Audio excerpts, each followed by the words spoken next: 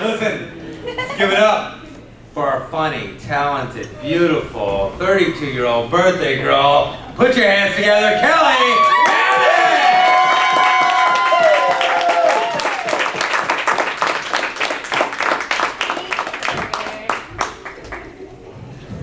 Hey guys, you didn't have to sing happy birthday. I really only use that as a guilt trip to get you all out here and be like, my dying wish! Happy birthday to me, please come out. But yes, I am turning 32, and yes, that is 384 months. And what kind of irritates me about people who talk about their children in months, it's like, oh, how old's your baby? 28 months. Really? 28 months? Like, you can't fucking do the math on this? Like, how old are you? 384 months. Like, I don't do that to people except for you tonight because I thought, I wanted you to feel the awkwardness of trying to divide that by 12. Math majors.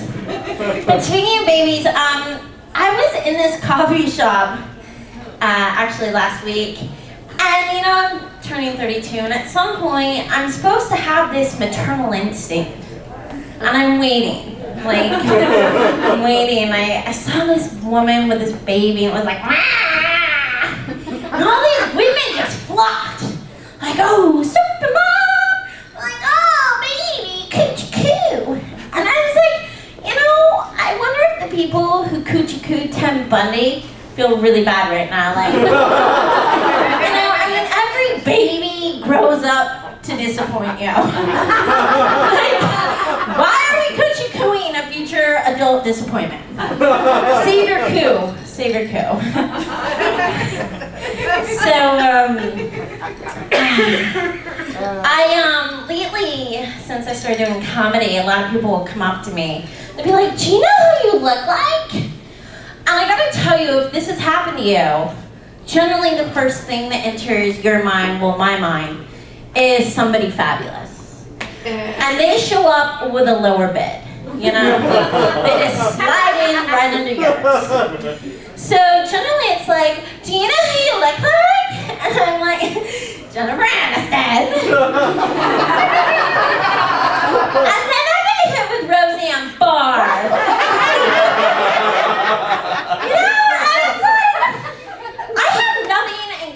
With this woman. Like, I would never have sex with Tom Arnold. That is just gross.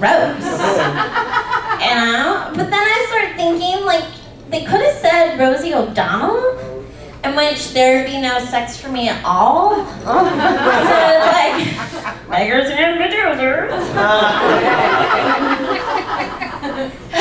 So, as you all know, well, the majority know, I'm not from here, I'm from Portland. And when I came out here, my friends were like, Kelly, you're gonna have a really hard time. People in LA are rude and demanding. And I was okay with that. I just didn't think that applied to the homeless out here. And so I came out of the Old Navy last week, and this homeless guy asked me for change. And I opened my wallet, and I only had a 5 and a 20. I was like, oh, I wonder if he has change. It's not rude. So I hand him the 5, and I'm feeling pretty good about that. So he looks at the 5, and then looks at me and goes, $5, lady? What am I gonna do with $5? Give me that 20 in your wallet. And I'm like, asshole. So I give him the 20, and I ask him for my 5 back. And he goes, no, you don't need it. You're rich. Oh yeah, you caught me. I'm shopping at Old Navy. I'm busting my cash. So I'm leaving and I'm like, fuck this, keep the money. And I heard him go, cheap fucking bitch. So I'm like, oh no, the story doesn't end like this, friend. So I spun around and my heels go, yeah, well this cheap fucking bitch is taking her ass home. Homeless man. But speaking of homeless people or people who aren't really mentally stable, I have some sort of like light, not these, that radiates says, if you're creepy, contact me. I don't know, maybe it's the eye. I'm like, yeah. So I was at the Comedy Store, and I was all gussied up. And this guy came up to me, and he goes, you're a famous comedian, aren't you? And I'm looking around to the sea of my peers of non-famous comedians before I choose not to correct him, and I'm like, so he's like, your name's Shelly, and I'm like, oh my God, Shelly Kelly fucking knows me, my best fan. I was so excited, so I give him a card, and again I was like, yeah, you know, I would love to run some jokes by you. I'm like, you do that, fan. You call me, okay? Because I'm your mentor. You call. So I get a call, and it turns out he's homeless. Shocker! So we get together in Santa Monica because now I'm committed. Yeah, I suffer from Catholicism. So I'm a recovering Catholic and an alcoholic. Whoop-de-doo! 2 for 1. So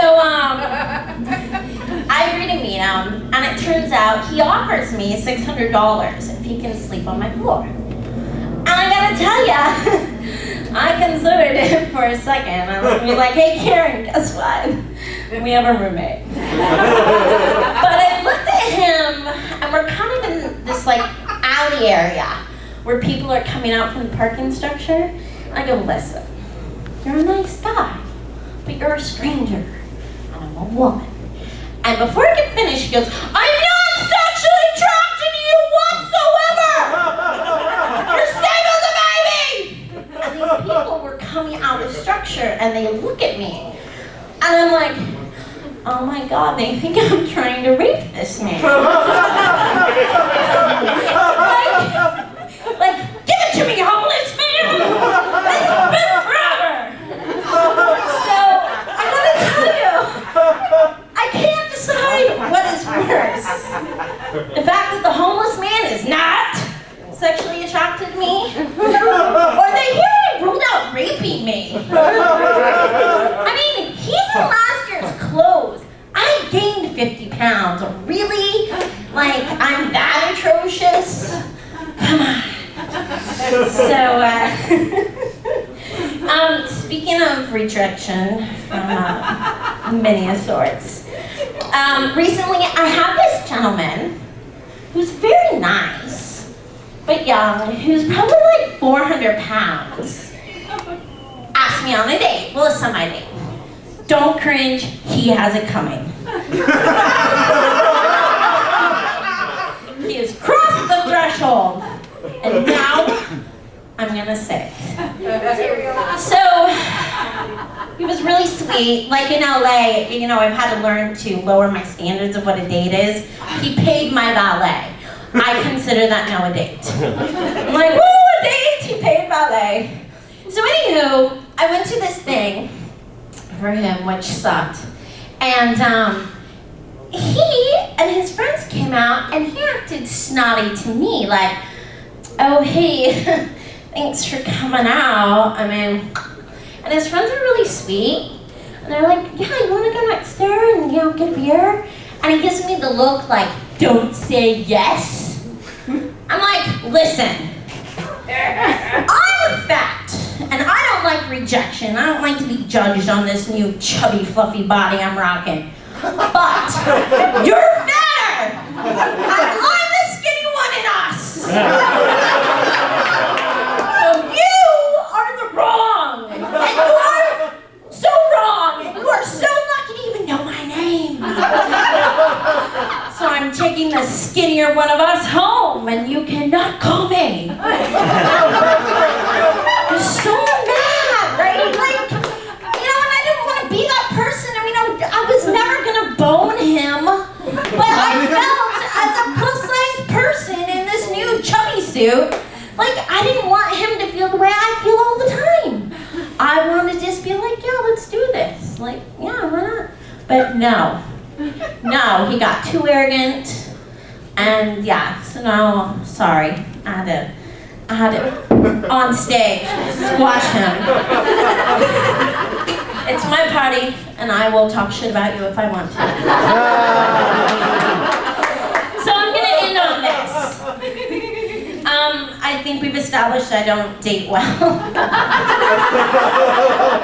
And it's funny, because occasionally, someone will set me up. I mean, clearly they make up lies about me. They'll be really cute and attractive and smart. And we'll be sitting there at the date, and I just lose track of everything he's saying because my low self-esteem and my brain get in a huge argument. They rule out everything. And it's like, clearly he has bad judgment if you ask him on a date. I bet he's a gambler and needs money. Oh my God, what if he's into fat girls and wants to feed you like Barr till you pop? Tim Buddy was good looking. He liked fat girls who love self-esteem too. Oh my God, he's gonna kidnap you, put you in the bottom of a well, starve you to death, spray you with the hose of your sassy, cut you up and wear you as a lady suit. And then my brain goes, but what if we get married? Have cute kids, big house, drive Beamers, and then he gets a great job, starts working late, you get fatter, he leaves you on Christmas for your assistant, you start drinking, I start drinking, he takes the kids, I take painkillers, and then I meet a trucker named Leroy at a bar and move into his trailer with his mother. And then it hits me, wow, this breakup is really gonna suck.